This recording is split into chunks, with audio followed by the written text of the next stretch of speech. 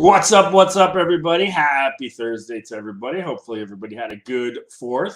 Short week for most people as well. And with me, as always, now on the rant, it's my good friend Laura. There she is, up in Wisconsin. Laura, say hi. How are we doing?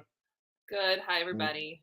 Good. We got a good one today. So, as you know, our budding author, Laura, also not only has written her own book, which we get to talk about at the end of this month with me and Dale.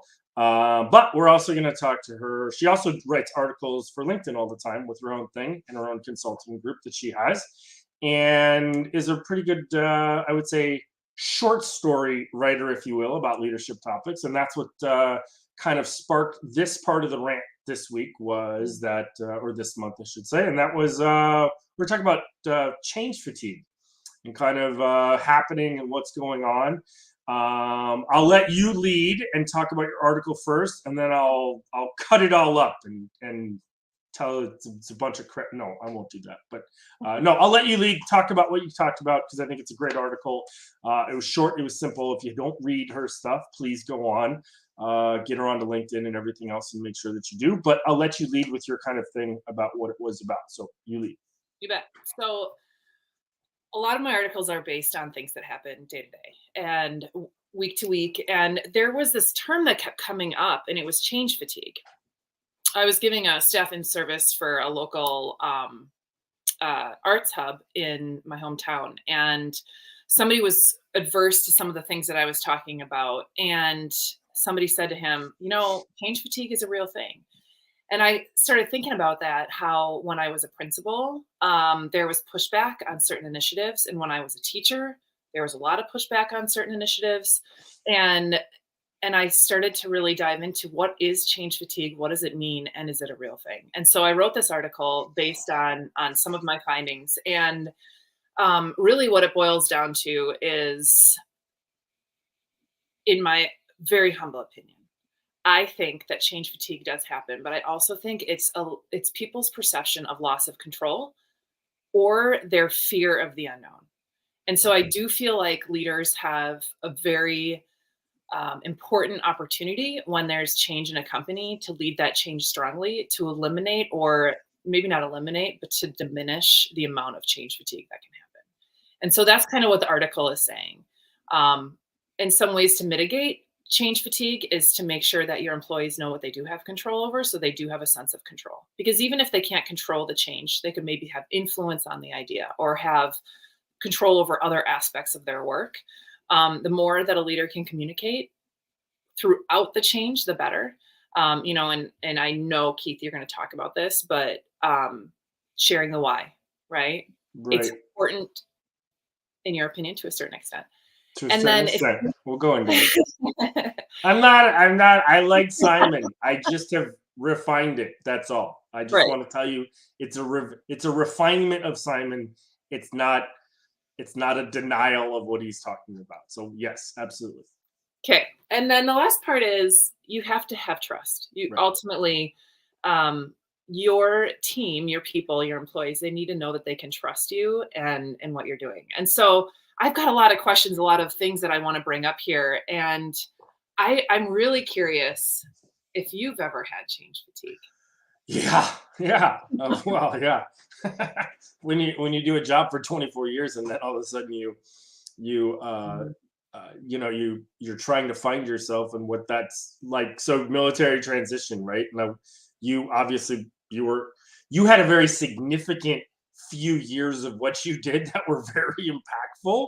Yeah. And there's an argument to say that 24 years of it, even, and I'll fully admit to everybody, I didn't have the stress levels to some extent of what you had because of how it was. Mine was a different type, but it was sustained. So if you looked at a trauma versus chronic type of change over our careers, you could argue that the levels are probably close because of that. Mine was acute, yours was chronic. Right, acute and chronic, yeah. Yep, that's if you looked at it like that, you probably could, right? And mine are very different of how and mine were leadership. There was a bunch, and I got one of my best friends, my Louisiana boy, is he'll tell you, he'll say it's leadership has a fatigue to it because of the changes that you go through when you become in a leadership role, right? You hear all the time leadership is lonely and what that causes. Your article reflected a lot about, I think, the employee levels of, Mhm. of what those were, which I thought was interesting. But there's two ways to look at them, right? Like the leaders Mm. don't, you and I just got in our little preview here we had 15 minutes ago, we were talking about how like maybe your leaders don't show what Yeah. they're going through because they, you want to see that. And I've heard that all the time of saying, hey, look, I'm a leader, I can't show that type of thing. And to an extent, I get it. You need to stay strong. You need to be strong. But I think people want to know that you're human. I think your employees want to know that you're human as well as anything else. So I mean, there's an argument to both ways. But listen, so what? Let me. I'm gonna read from Laura's article just so that way we can make sure of what it could look like, because I think I want to make sure it's described correctly to our viewers that we have all over. And good morning, our LinkedIn loser or LinkedIn user, not LinkedIn loser. Oh my God. LinkedIn user who just said good morning to us too. So what does change fatigue look like? And I think when you get complaints increase in frequency, exhaustion, loss of passion, stress, more sick days, cynicism, lack of trust in leadership, right? And impacts it on so many levels by showing it in the forms of less productivity, greater turnover, more mistakes, right? And then eventually your culture tanks and the trust erodes. And those were your words that you read. And I think that's, you could see that on another level. So when I read that, one of the things that, and I think maybe Gartner, excuse me, or who else did you quote? You quoted the leadership group, right? The Center for Creative Leadership, right? Yeah. So I think what I wanted to do, and they may have gone into those, and I'll be honest, I didn't dive into those two places like I'm sure you did. I wanted to look at where it was coming from as a whole, right? So those internal things that happen can happen no matter what, right? And so I took it from as saying, all right, let me define the change. So, and you and I can both go into this, but I came up with four things that was what the changes were, right? So you could have a leadership change, right? You have a change in leadership, which is, it could be someone new coming in. Oh my God, how are they gonna be, right? How are they gonna act? Are they gonna do things different from other people? That's one way that you can have change that can affect employees, right? You can have job scope change. Hey, I hired you to do this job, and meanwhile, we find out that you're a little bit better at doing something that maybe we need for the company. And you hear that all the time. What's your value to the company, right? Like, and sometimes that's a hard question for people to answer, right? A lot of people have a hard time with what's self-reflective of like, what am I good at or whatever, but that's a pretty brazen question for leadership to ask and say, well, show me what's the value you bring to the company, right? Because it's not, we have to know, you should definitely know, but it's definitely it's not an easy question for some people. Well, You and have working within your value, your strengths, that's where you're going to shine and the company's going to succeed, right? Sure, absolutely. Because I And think your culture of the company, you would want anyways to hire the values of your employees would be all the same, right? They all buy into this. Everybody's kind of, I don't want to say cookie cutter because there's a lot of diversity but you're still bringing values of what you, right? Right. Hey, we're still nice to each other every single day. We still value each other's differences. We like all those things are kind of there. But the real value, like, unfortunately, managers and owners and founders don't want to hear. They want to hear. It's connected to money, right? It's connected to how are you bringing value to us of what I'm paying you for in the end, right? And I know it's twofold, but there's always that business side of it, and we'll get into the blue collar, white collar thing in a while. I promise I'll bring that up when you told me to. The other two I had is you have businesses that have changed altogether, right? Like take COVID, for example, and they have completely changed their dynamics of what they're doing in a huge nutshell. And I know going through in 2021, I was with a business that was going through a major shift in what they were doing. And the board members, that's great. Yep, absolutely. That the board members were like, do you want to see? Do stockholders want to see that you're going to take this company in a brand new direction? No, because that's going to drive down value of things, right? Like they want it, or unless it's someplace really good, but then there's a huge back-taking and undertaking to get to that point. So it's a huge, and again, what are employees thinking at the other end? Like, well, are we safe? Are we not safe? Right? And then the last one's the work environment, right? So Elon Musk just did this to all his executives. Hey, by the end of the month, I want everybody back at work. Right? And changing your environment that you're working in. Now you're asking leaders to work in our environment that we're working in now that they've never done before over a telework, right? Now dealing with home and how are people dealing with the house and, two cats fighting, during a Zoom or whatever we have, right? Or whatever it is, or kids barging in with Mario coloring books or whatever it is. So all kinds of changes that I think lead into what fatigue, like where's the fatigue coming from in that respect? So I think too, when I reference this, I think of changing systems as well. Like we're not going to use this database anymore. We're going to switch to this database. And we're switching from Microsoft to Google. Or, I mean, there's a ton of different systems changes that can be really, really hard for people. And if you don't provide the proper training for that, they're going to feel like they're left in the dark. And then all of a sudden they're not executing what you expect of them. The expectations are not being met. And now everybody's just ticked off. Right. And I think that's really where I see change fatigue happening the most. I was just talking to one of my clients yesterday about this topic because I said, I'm going on this podcast tomorrow. So we're talking about, she goes, oh, I hear you. We're changing something at our company. But the problem with this company is it's like one single change every 2 weeks. So if you finally get used to that change and then they flip something else on how you do things. And she'd rather just all roll out at one time. So how do you meet the needs of all these different people? Some need that slow rollout. Some just want it done, one and done. What do you think? I think so. Hold on. So before you're asking for solutions, right? So what's the answer to it? But I don't want to miss it because there's one thing I want to talk about that I think is still adding to this problem that we have. That's Perfect. Adding to change fatigue that you didn't talk about in your book. But I have the answers to those things because you answered them already when you talked about control. You can control, communicate early, right? And I have my little tidbits on that. But let me just do one thing about this one. And we talked about it a little bit. I think America as a society really the world since 2020 has faced things as a group of humans that we've never faced before in this capacity, right? So we've talked about this many times before. Social media and access to information has completely changed the world. So to that extent, have we ever been through a pandemic? Yes. Have we ever been through inflation? Yes. Have we ever been? Got it. But we've never had with the social media and information access, we've never had it that relevant before, right? And everybody having a voice, if you will, that can add to this whole thing. Okay, so can I add during what was it, the 1918 Spanish flu pandemic? Yeah, travel was not what it is. No, absolutely right. Yep. So because their reason why it was spreading is because they couldn't get a cure. It wasn't right that way. It was fast enough. Excuse me. Okay, so think about this. I tried to think of it in a way of how do I frame this into a framework. So think about what politicians, especially at the highest level, presidentials, historically have campaigned on.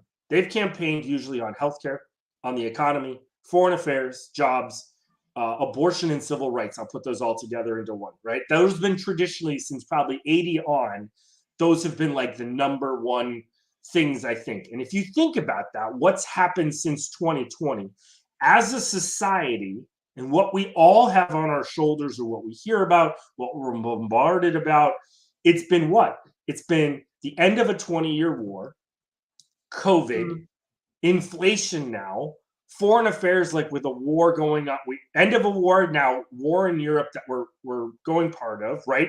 Changing politics all over the place, right? Abortion and civil rights. Are you kidding? It's now on the forefront, right? With what's happening. So that is like just to take work aside, and we were talking work with change, and now take everything else that's resting. I don't have baby formula.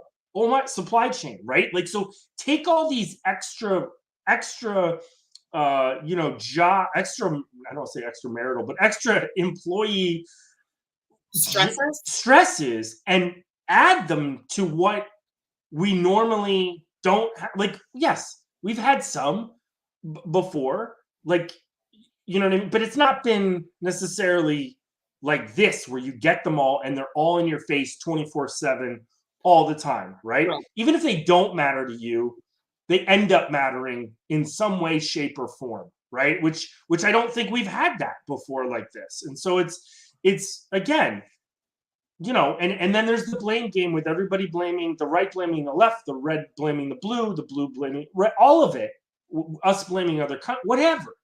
It's all the same when you look at that and saying, man, those are now go to work where you're supposed to let that all go and you clock in and you're supposed to just worry about work.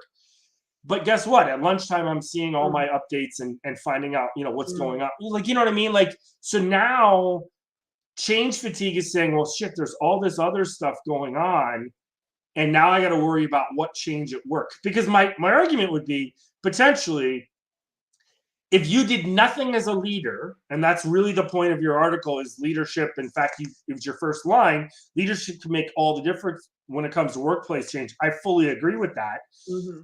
But leaders can't change all that outside influence stuff, right? So it's even more incumbent on them to say, okay, I can't manage that stuff necessarily, but I could manage the stuff internally to us, which is what you kind of talked about, right? So your first one was control with what you can control, right? Absolutely. And I think, to me, that plays into what I framework that as, and that's my be brilliant on the basics. I am 1000% in agreement, and I am fully committed to saying that when you hire somebody to do something, I think they want to do that job good, right? Most people want to do a good job. They want to do a good performance. Yes.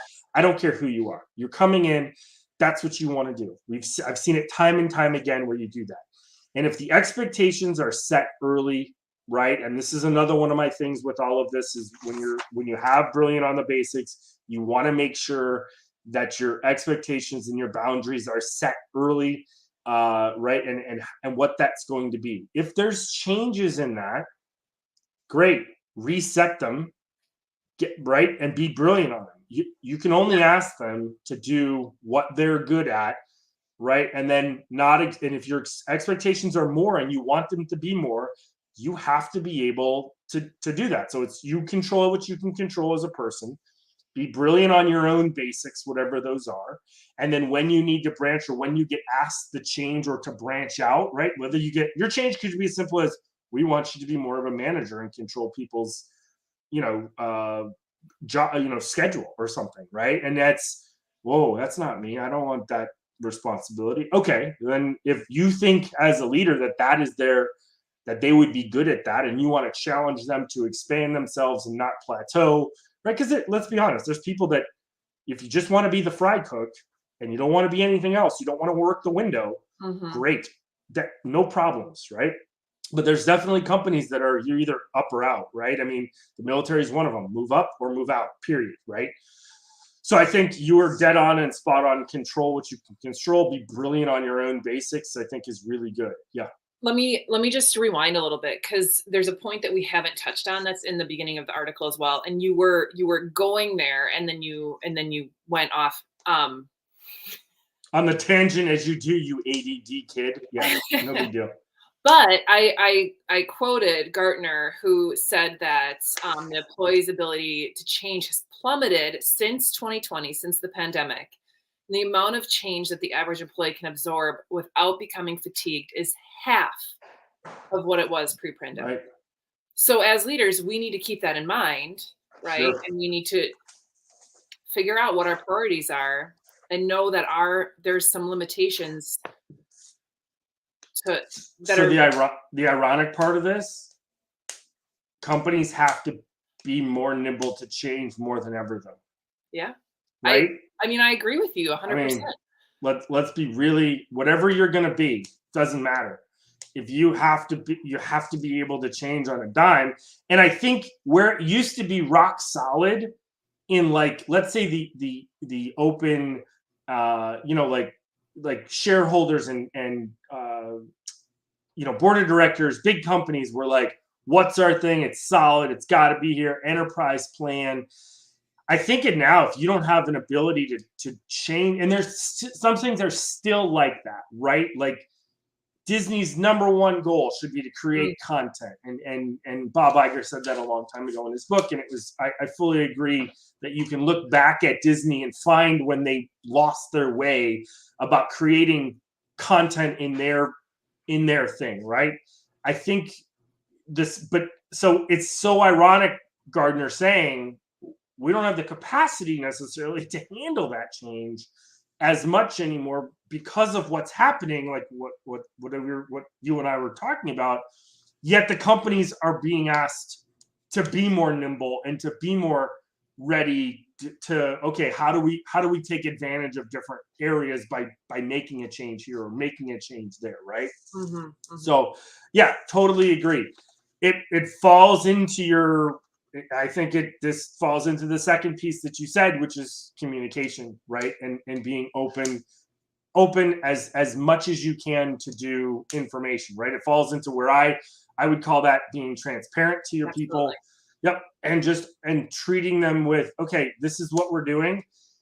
And then giving them the tools to affect the change at their pace, and knowing that the pace of change you might have to push, right? Because we always battle as leaders to say, how far do we push someone? How much do we push someone? Where do they start to feel comfortable, right? We always talk about being comfortable at uncomfortably comfortable, right? Of I want to get to that point because I'm growing at that point. Yes. But as leadership, that's one of your jobs, is gauge how much you can push someone, how much you can't, and how much you can, you're able to, you're able to say, give this to them because it's the right thing. And I know we deal with that all the time, and I'm sure you have too, is saying, does this person want them? I see value in people that they don't see themselves, right? And so as leadership, we see those values and say, man, this person would be a really good whatever it was, right? So I remember when we were in the military, one of the big things for us was, you had, man, this person would make a great chief, but they would make a really good officer, right? And that was really hard for some enlisted people to say, I'm not sending them to be an officer, they should be here. But when you looked at them, you're like, man, that person, because a really good officer can inspire, right? They naturally already have the rank that you have to salute, and you have to respect the rank. You don't have to respect them as a person, but you have to respect the rank. So when you saw that, it was tough. And I always told people, I said, look, don't be embarrassed. This is what you want to do, and this is what you want to aspire to. And I see it in you, and you'd make a good one of these. Great, go do it, right? And so even at a lower level, or at a civilian level, I should say, you still have to find those things in people, and then be transparent. If you're changing and you want them to change, or you think that they should change, help them, right? Communicate, be transparent. If a whole company is we're doing something major, the worst thing you can do is because think about this. This starts to get into my blue collar, white collar world. Okay. If we consider that the decision makers are the white collars, and we consider that the doers are the blue collar in it all, right? And we're talking about change fatigue somewhat at the blue collar level is what your article somewhat was talking about, right? There's a lot of changes within a company. The worst thing you can do is not give information to those people until the last second, because the number one thing that they're thinking about is do I have job security? If I don't think I'm going to have a job the next day, I can't do you're going to hit, excuse me, you're going to hit more sick days, cynicism, loss of passion, loss of trust, frequency, exhaustion, right? Complaints, frequency. You're going to have all that. You're going to have, you and I just discussed this, scuttlebutt, where it's like, oh my God, did you hear about blah, blah, blah? Oh my God, what's happening? Blah, blah, blah, blah, blah, right? All that stuff erodes it. Yeah. So to be transparent and to say, now I get it. We all understand that there's lawyer stuff. You don't want to say things 100%. But there's ways you can figure out a common middle ground to say, hey, listen, that was there. One of the best things I saw, I was watching, I had a friend come over, a soldier that was down in Florida, my wife's best friend's husband, and he was watching F1, Drive to Survive. It's a Netflix show. And one of the teams was owned by an Indian billionaire who basically was, he was getting investigated by India, but he owned a team in F1. Well, he had a, $200-300 million F1 series race car, Formula One race car, and he had a ton of employees, 300 employees, right? Oh. One of the first things that happened when he was basically asked to step away from the team was the primary principal got in front of everybody and said, number one thing, you all have a job next week. Wow. We're not doing like that's, and that was his number one thing. And he didn't sugarcoat it. He didn't, I just want you all here. I want to talk to you guys about it and say, you all have a job next week. And your paychecks are going to be there. That's even more important, right? It's not just that you're coming to work, but you're going to get paid next week. Yeah. And there's your feet. That takes a ton of your fear away, right? Like if you did nothing else as an employee or employer and a leader and say, hey, we've got you covered. That part doesn't go away. The rest, then you can deal with, right? The rest you can say.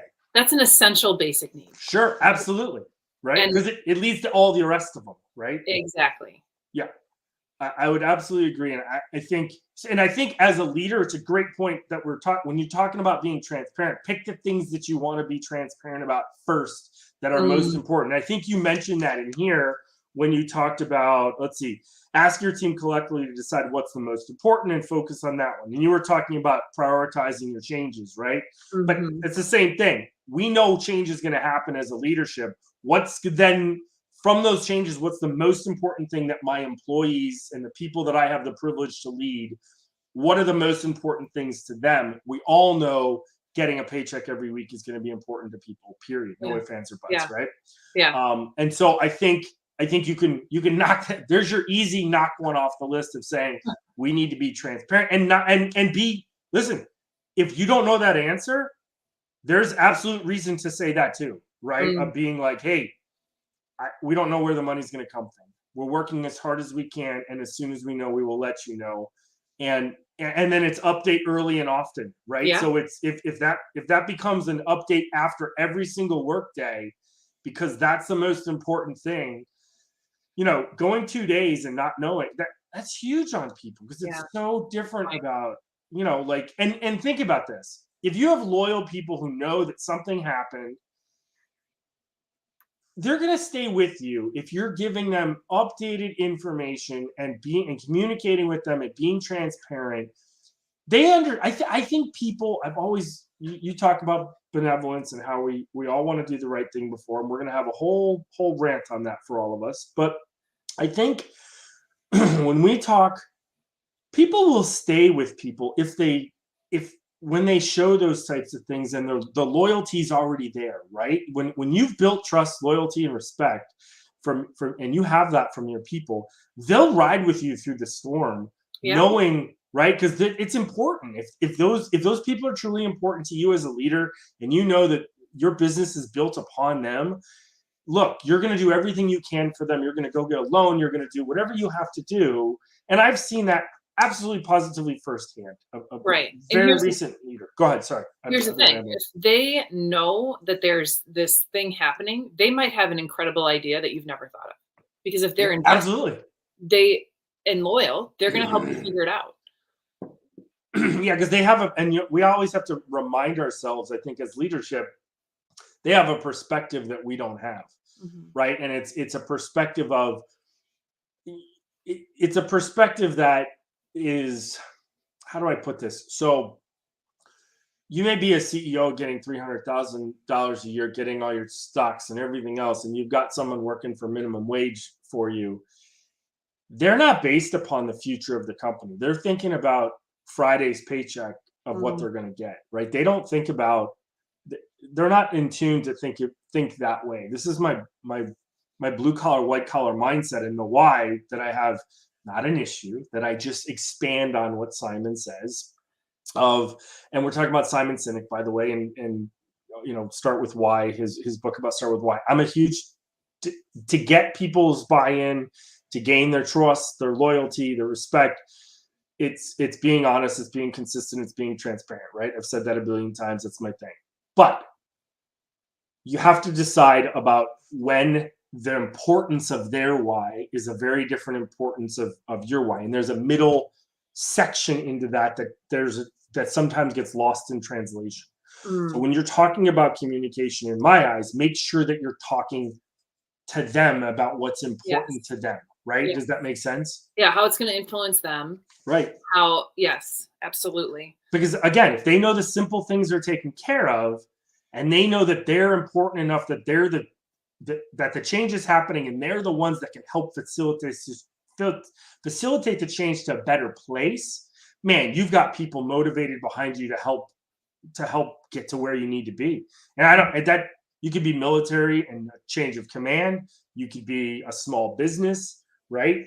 One of my pieces with small business, and this is another change that we didn't talk about before, was you can have just a wearing of many hats, right? So you have a small business that maybe the CEO is the COO and the CFO because they don't have enough, right? Or you have an operations manager who's also leads a team in a different geographical area, or you have a R&D technology, right? Whatever it is, right?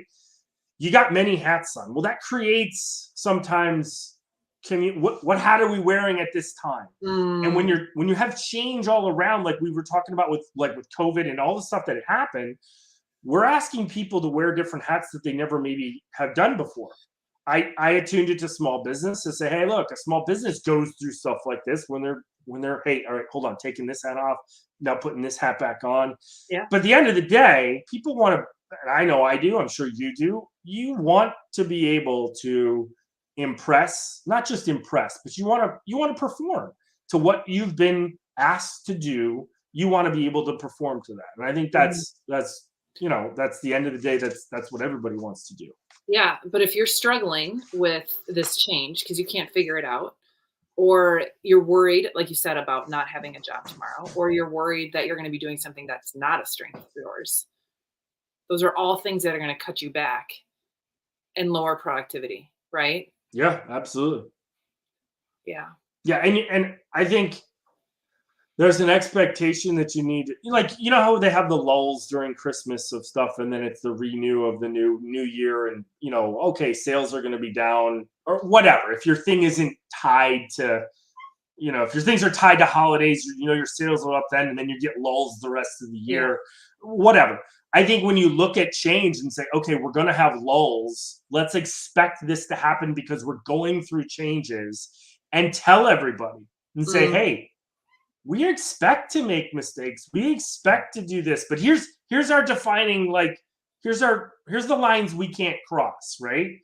Like we got a lot of changes happening. We're introducing a bunch of new stuff, but our line in the sand is it can't reach the customer, let's say, right? Yeah. Like, yes, like whatever. About that. Yeah, exactly. Like, I think what you end up doing is you allow, and this was mentioned in the article, you allow room for mistakes during the change. You know it's going to happen, but in my view, you're setting expectations and saying, hey, here's a small goal of whatever it is, right? We just don't want to, maybe your small goal is, we don't want to have you're in the manufacturing, maybe.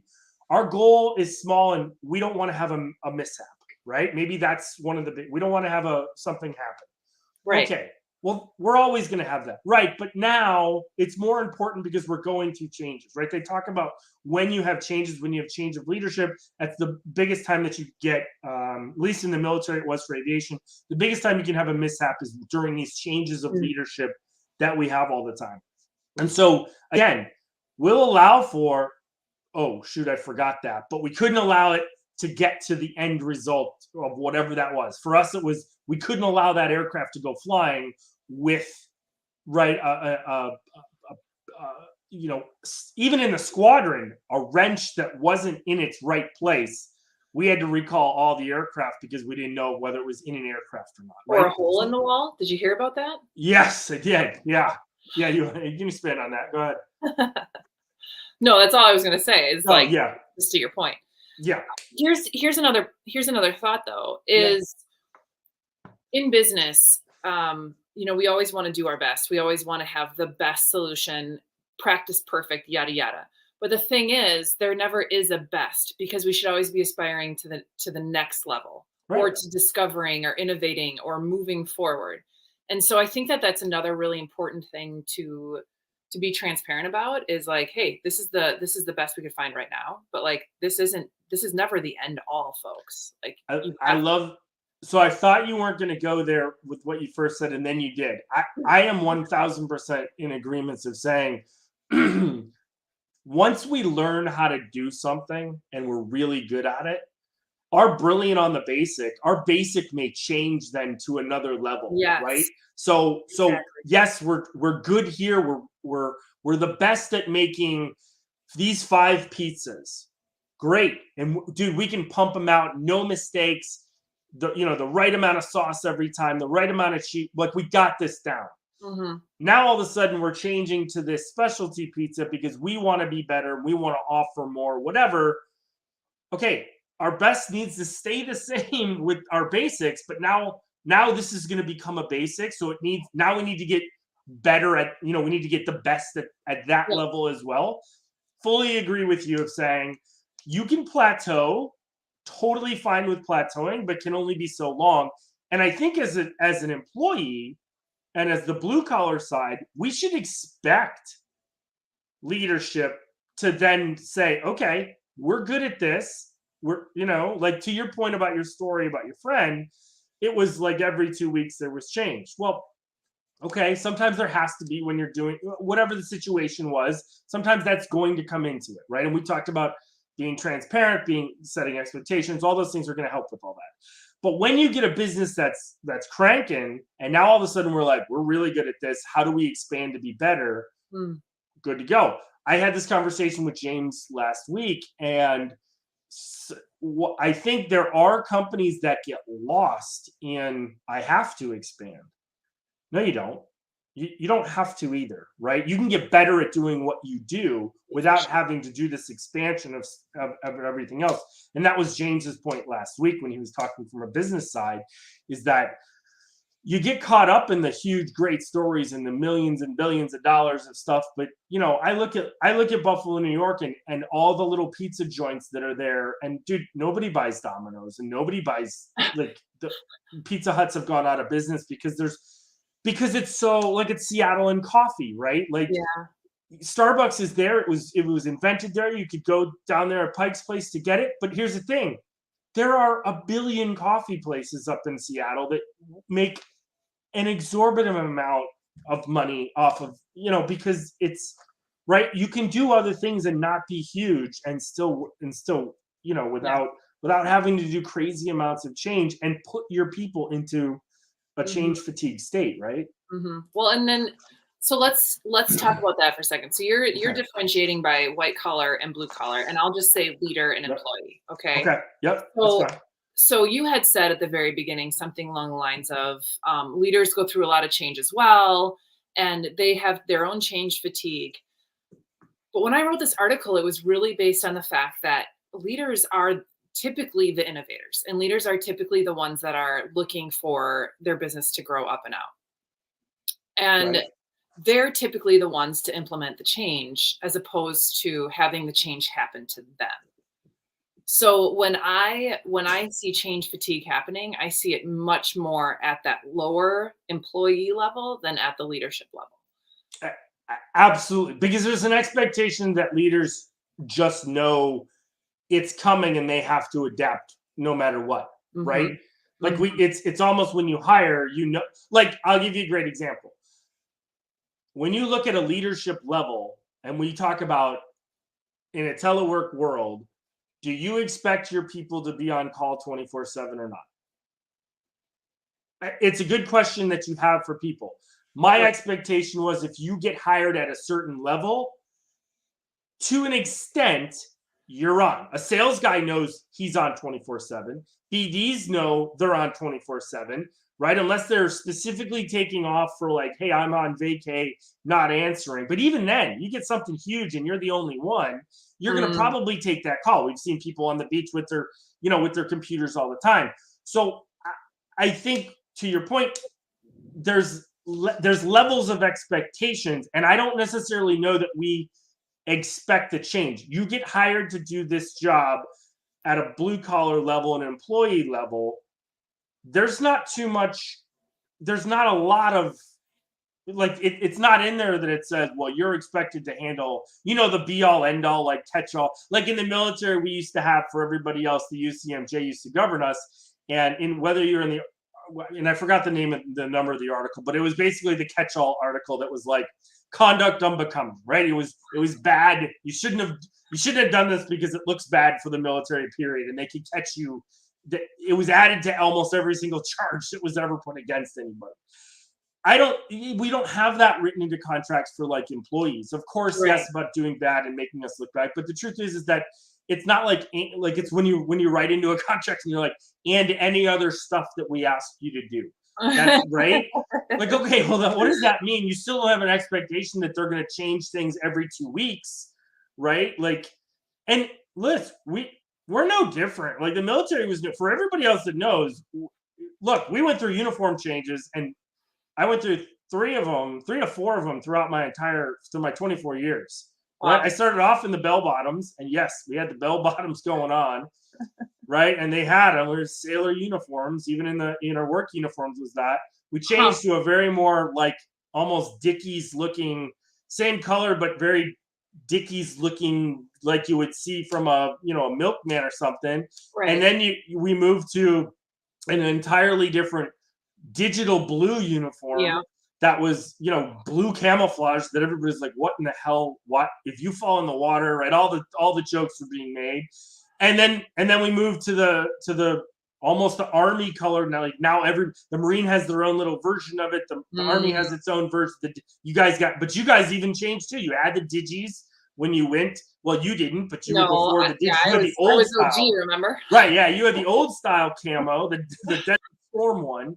But then by the time you left a few years later, they were into the gray green digities and Velcro everything, right? Right. Yeah, and so we had changed just as much as anyone, and we're all like, great, now we have to go. And those are huge, major changes if you think about it on those levels that were there. So well, and in the fact that you have to shine your boots or not shine your boots, or right. Uniform every day it doesn't matter anymore. And yeah, because what's funny for us, that was like so they were like the old school, like hardcore. Yes. How shiny are your boots determines how well you are, and then yes. And now people could wear these like what it was, almost suede leather black ones, and they were like, I don't have to shine anything. Like it's a couple scuffs with this new brush and this shiny stuff that makes it look good and whatever. And people were like, oh, it's lazy. Just everybody wants to see the. Better be doing this at night in front of your TV, whatever.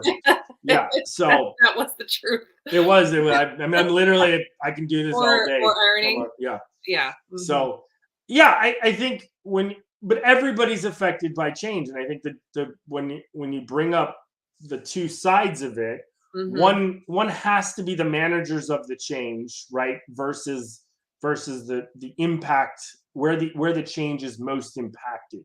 And I think we expect leaders to know it's coming. And I think that's 2 ways, though this was employee focused, what you wrote, it brought up great points for me on both sides about change fatigue and saying, look, there's a way leaders can handle it mm-hmm. and should handle it mm-hmm. versus the way employees are going and how employees were going to take it, if that makes sense. Well, and don't forget that there's a lot of middle managers out there that are now trying to bridge this information going both ways. Yeah. And absolutely. So you need to make sure that they're set up for success, because it's not easy. Right? It's not easy. No, they're feeling the complaints from the lower levels, but still trying to maintain the directives from above, right? And if those are misaligned, then that middle manager's in a tough spot. So it has to be something that can be filtered all the way down and be implemented well and understood well all the way down. And that goes back to your point of when you share the why, it needs to be the why that's speaking to the lowest level. Yeah, translation, right? You need to translate it to what's theirs. And let's say the simplest thing is that your company is a bunch of changes, and the number one thing on their mind is, and this goes to your point about finding out stuff, you need to know what concerns them. What's the number one thing that concerns them? We're making the assumption here on the rant that, am I getting paid next week? is the number one thing. Okay, I am. All right, now what's next? Okay, now I'm going to, do I need to work more or work less? Does it change my, right? Like, is there going to be, because I know that's a huge one of like, you're going to change my hours. Because if you think about the trickle-down effect of those things, it hits everything else that's going on in America right now, right? Like, you know, like people are worried about their children and about daycare and about all that kind of stuff. Like those are direct effects. Do you need me? And look, there's expectations that people know that they're going to that they could get hit with overtime or they could get hit with whatever. And of course, right? Like it's just, that's part of the expectation that people should and should not talk about when they first come on board a place. But listen, my deep-seated American theory though is that, and this is the, you know, play my Lee Greenwood in the back and let's just, you know, do this type of thing. I truly believe that people, like, if you have a good job and you have leadership that you know cares about you and you trust in each other from your levels that you have good communication, that you can weather storms that are pretty bad. Now, I'll take COVID as the example and say there were some industries that just weren't going to be able to sustain something because it was such a big deal. I will, and that's not a hit on anyone from that thing. There was also some groups within those industries that got very creative in doing things that was just, you know, it was just, I just thought they were super creative. There's a bunch of stories out there that are just really creative of how we changed. Restaurants were a big one that came to my mind. It's like, hey, now DoorDash, now Grubhub, now whatever. Now they're, right, we got to get this out. Right? Everybody's switching to online immediately. Correct. Yep. And now the fight is back about how do we get offline and get back into like, you know, let's get them back into the stores and everything else. And it's still not that way. I still go to restaurants and I remind myself we're not at levels that we were in 19. We're not. People just aren't still. They've found other places to be. They found other things to do, and it's not back at the, like, you're just going to get slower service, and I think it should get back at some point. But there's an incredible article called "The Demographic Drought." I'll share with you, and it talks about though how we truly are. We are going to have a decrease in workers, and it's just going to keep getting worse. Sure. Because we're not having a 2.1 ratio of children anymore. It's less than that. So we can't keep up. And then the number of people that are going to be dependents, so either below 15 or above, I think the age of 70, is growing, so that by like 2060, and I'm just throwing numbers out there, it's going to be 75% of our United States is going to be of dependent age, and only 30% is going to be working. I mean, and again, I need to read the article, but it's just this really profound number that's showing that our number of workers it's just not there at the same level as it used to be. Which is interesting with the whole, like, where is robotics taking us? Where is things being automated more than they've ever been before? It's an interesting take that we were complaining about, that workers were complaining that I was getting replaced by a robot, and now it's like, you know, I'm right. Yeah, exactly. Right. Like, just complete irony of how something, right. So made, like, I'm sure there'll be a Freakonomics I'm sure though the guys at Freakonomics will go through and write something about COVID and how it's going to affect something in 20 years. But it's when you look back at your original article and there's two main, if we break it up into two main points, and then we are now, let's put it this way, you and I are now doing it, of saying leadership of what it needs to do to make sure that it minimizes change fatigue, because I don't believe that you can prevent it right in ways. I just don't think you can prevent change from happening. You could minimize fatigue of change, I think, is the point of the whole thing, by doing things like controlling what you can and controlling your brilliant on the basics, right? Number one. Number two, being transparent with your group as much as you can and preparing them for the what ifs. And if that's daily, it's daily, right? Knowing what to do with that. From the upper side, trying to make sure that you solidify the trust tree and the whys and the translation of the whys to really solidify that trust factor of it all. And you mentioned another one that I like too, which was we're all in this together, right? This is a team focused thing. Again, I think if you've hired right and you've had a good solid foundation going in of how your group is, whatever that is, whether that's a division level, a department level, a geographic area level of something, whatever, however big your business is, I think we got like, take each one of your things and just make it bigger and bigger and say, okay, I am brilliant on my basic. My department now is doing what it's supposed to do as we can. If we can do more, we will, right? Our department now feeds into regional, and we're now doing stuff with our region that is helping corporate as a mate, right? So I think that builds upon each other. And if you can get everybody backing it, you end up with those. Because again, you're not going to minimize the outside pressures. You're not going to, you doing well at your job in Wisconsin isn't going to change the Supreme Court's decision on what they're doing. You gotta, right? So how do we minimize it and make sure this is secure so you can deal with the rest of it? Yeah, and I'm really glad that you just brought up that team focus, because that was like on the tip of my tongue right before you started talking there.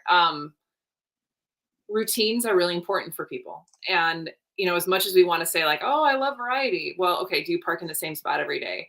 Do you drink coffee right away? We all have our specific, do you sit in the same place at church? Or we all have those things in our lives that give us security. And the more routines that you can have at work, that also offers that sense of control and that sense of security. Additionally, I have seen in as a teacher, as a leader, as sports, I was always the captain of my sports teams, right? Like all those things that I've done in my life, that having a sense of community or a sense of family or a sense of like, we're in this together, as you just mentioned, that's going to help with all sorts of resiliency factors.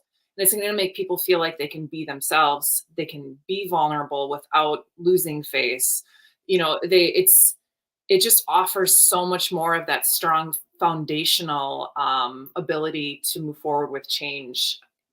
And I have a question though that just came to mind as you were talking last time. And I fully believe this. And I want to know if you agree. Do you believe that people have different capacities for change fatigue? Like some people, it just takes them way more because that's inherently who they are. And then some people, it doesn't matter. Like you can just throw all the changes you want at them and they're fine. Yeah. Like yes, 1000%. And I think it has to do with the personality of the person, what they've experienced before, and how they're right. Are they adaptable on the fly? Are they analytical? Like there's a lot. Like I don't want to. I'm not.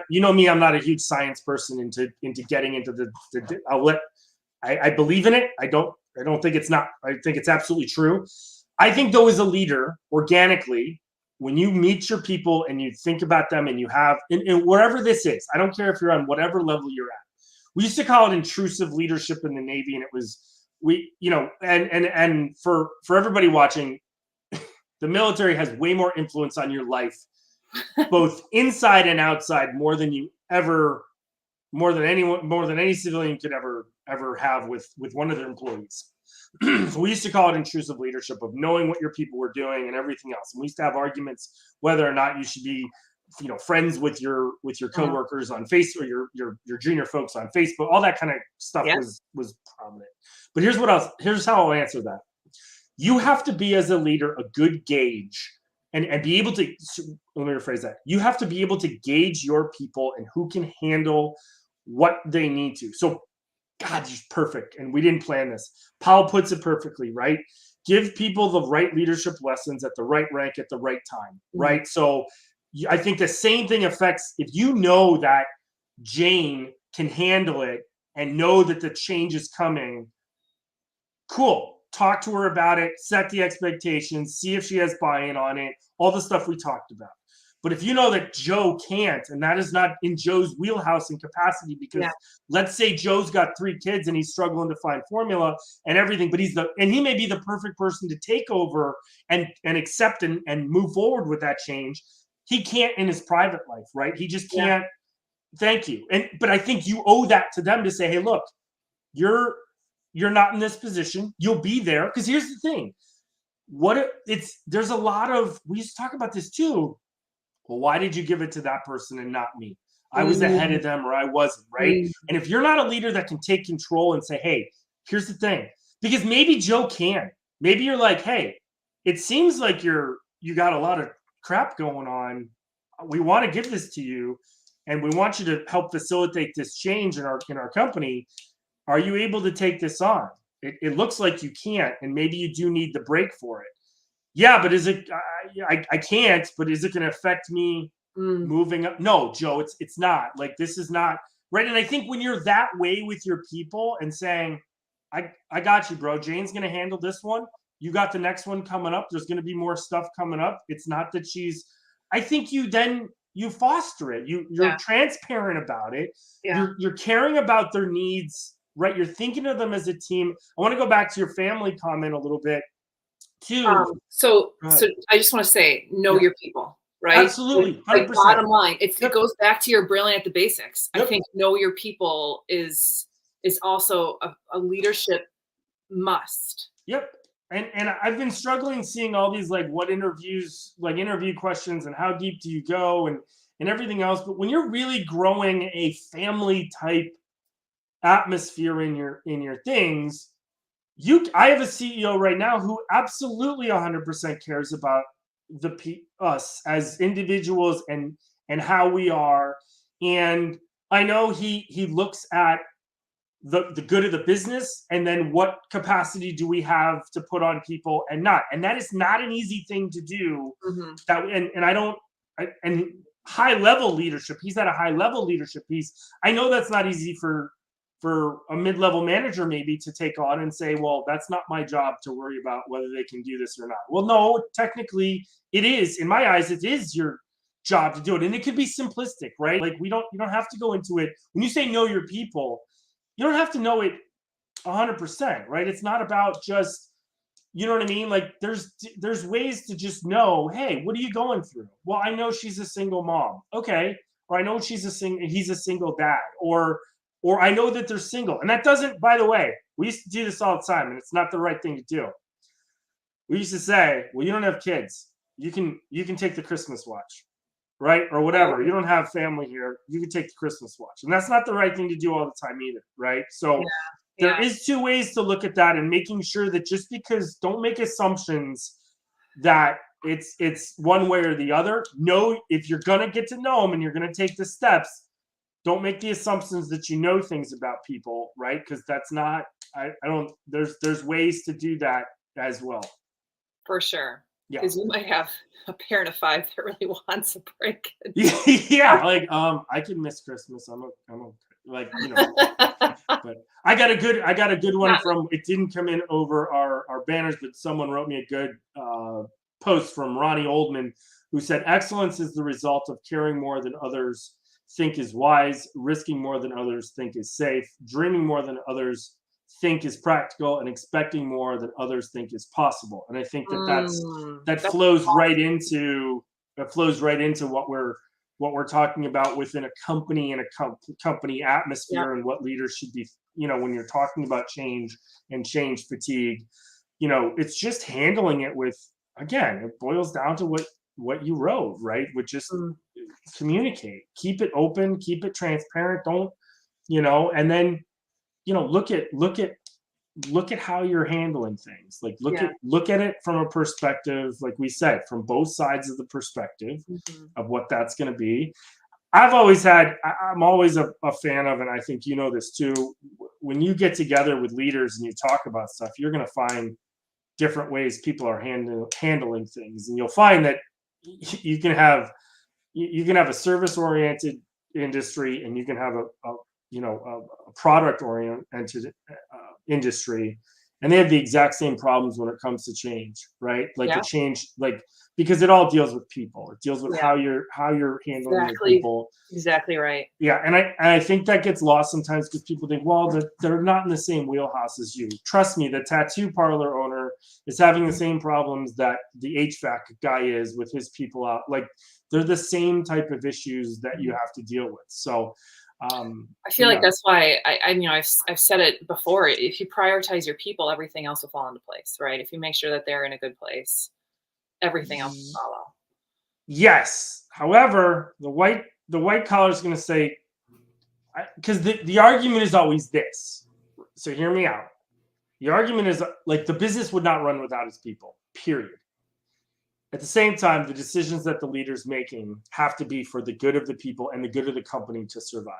So there is this chicken and the egg a little bit that you because I'm full agreement. I don't think, though everybody is replaceable, I get that. There's definitely, like, when you form synergy and you form family and you form and everybody's clicking, those people become not just replaceable anymore, right? It's really hard to find that again and have to start that entire building process over of what you have with that. And those are tough to do. Like, and it's tough to find sometimes the go-getters and the people that are going to do the deep dives on their own without having to do things. And, it's just tough. So it's on the fence with who's replaceable and who's not. Yeah, and there's so many different points you can make, right? Like, you don't want to keep toxic people around, for sure. Right. Absolutely. But also, when you replace somebody, that's 50 to 200% of their salary that goes back into replacing somebody. So, like, right. I mean, you talk making decisions that's good for your company. Try not to lose your good people. Yeah. That's going to affect your bottom line too.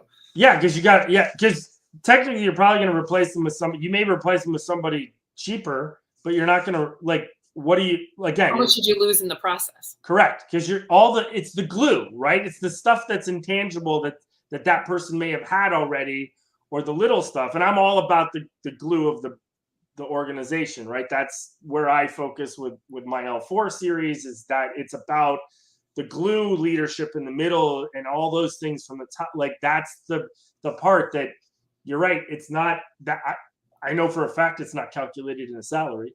You're like, I'm hiring you to do this job. And be on work from 9 to 5 or whatever your stuff is. But if as an employee, if I could say, hey, I also want the glue represented in this, so I'd like an extra 10,000 for the glue that I'm going to provide everybody, right? Like, I wish we could do that. So, well, listen, we've been on an hour, but I think it's been a great hour. We've talked a lot about change fatigue and what we definitely identified what the causes, or what we believe are the causes, not only internally from what can happen within a company, but externally what's on us as a country and as a human this time, right? And I think there's things that are avoidable, there's things that, you can't tell everybody to leave your phones at home, but you get the point of where we're at with that. We've also talked about her, Laura's action steps in her article that she talks about, which is the control, which you can control, which we kind of have summed up. And I've added to the brilliant on the basics. That's as a company and as a person, right? Do your job, what you're good at, and then the rest will kind of fall into place. We talked about communication. We hammered it, right? And transparent communication really is, I think, the better thing, right? Don't keep your people in the dark. And when it is serious and the seriousness is at the levels of your employees, it may be communication needs to be really more often than you probably an increased level of it, just to make sure that everybody's okay with that, right? And then trusting. You got a good crew, you got a good family together as a company, that everything's working well. There's no reasons not to talk about those things, but make sure that you're translating it from what's important as the white collar, why it needs to be this way, from that towards how that's affecting the blue collar side of it, that they don't need. And when I say need, I just mean they don't need to know the tax stuff or whatever. They just need to know like some of the other stuff. And that's, listen, that level of that is not me making a segregated family. What I'm trying to do is that sometimes it's important to make sure that you're hitting on the things that are important to your people, and they may be very different from your executives to your workers in a sense, right? I think you made a great point about being team focused and thinking about the family and having what you labeled here, and I think it was great. You didn't say it, which was organizational buy-in, right? Do we, because we've talked about it. If you're a great leader, your people are going to run through walls with you, right? They will run through walls for you, with you, in every which way. They're going to understand when you're having a bad day, and you can say, I'm having a bad day, and they're going to pick up. They'll get it. And it's just the best way to be. And I think it's an important thing to remember too, as a leader, saying, I'm allowed to have a bad day or again, because we are team focused, and we have that. And then thinking about your changes, right? And you mentioned this a little bit, but what are the changes that are happening? Let's just say from a company standpoint and say, is it a leadership change? Is it a job scope change? Is it the business altogether is changing, or is it in a work environment change? Identifying those and then really playing off of all those things that you mentioned specific to those changes that you have, because each one of them is different and carries some different loads. So yeah, great points. No, well, they're your points. I'm just reiterating your points. That's all I do. I can reiterate your points better than you. No, I can't. No, I can't. Well, we all say the same thing. We just have a different way of saying everything, which is good. Yeah. Well, good. Well, this has been fun. This has been absolutely fun. Next week on the Flipside Streamcast, Dale and I are on for the Lions Den. We haven't done that in a little while, so we'll be on next week for doing that. The following week, this month, we have what do we have? Oh, we have the one-pager. So the L4 series is going to come out at the end of the summer, but I'm going to give you a little bit of a preview by giving you the one-pagers that I believe in some of the areas that are part of my course that I'm going to start to teach. So that's there. And then the last week, the last Thursday of the month, guess what? We get to bring Laura back on, not as a co-host, but are you going to get it out? That's right. There it is. Promote yourself. We get to actually talk to her finally about her book, Sirens, How to Be Standing Up, and her beautifully written book and spoken book, by the way, that she has on Audible and Google Play. And we get to actually, Dale and I get to talk to her about that book specifically and all the leadership challenges that she saw. And we have tried, to all of our listeners, I will tell you, we have tried as hard as we can not to talk about it offline as much as we can. So everything else that we do, I've tried to keep it all so that way we can hit her up when we talk about that. So she'll be on as an official guest, not as a co-host that day, but we'll be able to do that at the end of the month. We're looking forward to that. Super excited. It's been a while. So yeah, I cannot wait. Anything else you want to say? You want to promote? You want to do anything? I think we're good. Okay. You did a great job. No, you did. You've done this before. I might have. I may have done it. And every single time I do it, I screw up less and less. That's my gauge of it all, right? I screw up less and less. Listen, everybody, thanks for stopping by today. We appreciate you listening to us, whether it's live or whether it's there. We appreciate the people who did. So the person on YouTube that talked about the tough questions, talking about the LinkedIn user who had the conversation, and Naresh talking for the invite, absolutely good to go. And good morning to not a loser, but to our LinkedIn user. Let me just put that out there again for them. But we thank you guys coming on. As always, have a great week. We'll catch you next week. Look for the updates on LinkedIn all week, as we do with Dale, and he does. And everybody else, listen, have a great weekend to you guys, and we'll see you and flip out. Thanks a lot.